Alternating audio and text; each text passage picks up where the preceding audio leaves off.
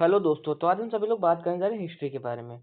तो चलिए उसको देखते हैं कि हम लोग आखिरकार इतिहास को अपने कितने पार्टों में डिवाइड कर सकते हैं।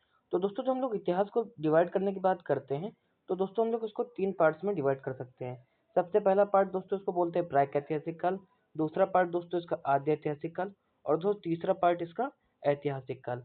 अगर दोस्तों हम लोग बात करें कि आखिरकार इतिहास के जनक किसको हम लोग कहते हैं, तो दोस्तों इसका आंसर आप सभी लोग जानते होंगे मेरी समझ से कि जो इतिहास के जनक है दोस्तों वो हेरोडोटस। कौन है दोस्तों? हेरोडोटस। और दोस्तों हम लोग इतिहास को 3 पार्ट्स में डिवाइड करते हैं। तो चलिए वो समझते हैं कि आखिरकार प्राक ऐतिहासिक काल कौन सा काल था। तो दोस्तों प्राक ऐतिहासिक काल वह समय था जिस समय मानव ना ही लिखना जानता था और ना ही दोस्तों पढ़ पाता था। ना ही मानव को लिखना आता था और ना ही दोस्तों मानव को पढ़ना आता था। तो दोस्तों उस काल को हम लोग क्या कहते हैं? उस काल को हम लोग दोस्तों बोलते हैं प्राक ऐतिहासिक काल। और इसके समय से दोस्तों कुछ साक्ष्य मिले हैं जिनसे हम लोग इस समय की जानकारी प्राप्त करते हैं।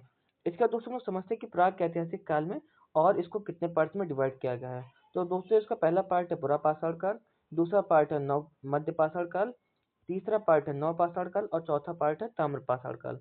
इनके बारे में दोस्तों हम लोग अपनी नेक्स्ट वीडियो में बात करेंगे। तो चलिए बाकी दोस्तों हम लोग चीजें समझते हैं कि जो हमारा आद्य ऐतिहासिक काल है इसका मतलब क्या होता है और किसे हम लोग आद्य ऐतिहासिक काल बोलते हैं। तो दोस्तों आद्य ऐतिहासिक काल ऐसा काल था दोस्तों जिसमें मानव ने लिखना तो सीख लिया था, लिखित साक्ष्य तो मिले थे, किंतु दोस्तों हम लोग उसको पढ़ नहीं पा रहे हैं कि उनकी इनकी लिपि, भाषा और सभी चीजें हम लोगों से काफी अलग हैं। तो हम लोग दोस्तों इसको पढ़ नहीं पा रहे हैं और दोस्तों इसी के अंतर्गत हमारी सिंधु सभ्यता आती है जिसका अध्ययन हम लोग वर्तमान में कर रहे हैं। किंतु बहुत सारी चीजें अभी ऐसी हैं दोस्तों जो लिखित रूप में प्राप्त है हमें, किंतु हम लोग उनके बारे में जानकारी प्राप्त नहीं कर पाए हैं। इसके बाद दोस्तों जो ऐतिहासिक काल है दोस्तों, इसमें मानव ने लिखना भी सीख लिया है, पढ़ना भी सीख लिया और सारी चीजें समझ भी जाता है। तो इसमें दोस्तों क्या आता है? प्राचीन काल आता है, मध्य काल आता है दोस्तों, आधुनिक काल आता है और दोस्तों एक आधुनिक काल के अंतर्गत ही दोस्तों एक काल आता है, इसको बोलते हैं हम नेहरू काल।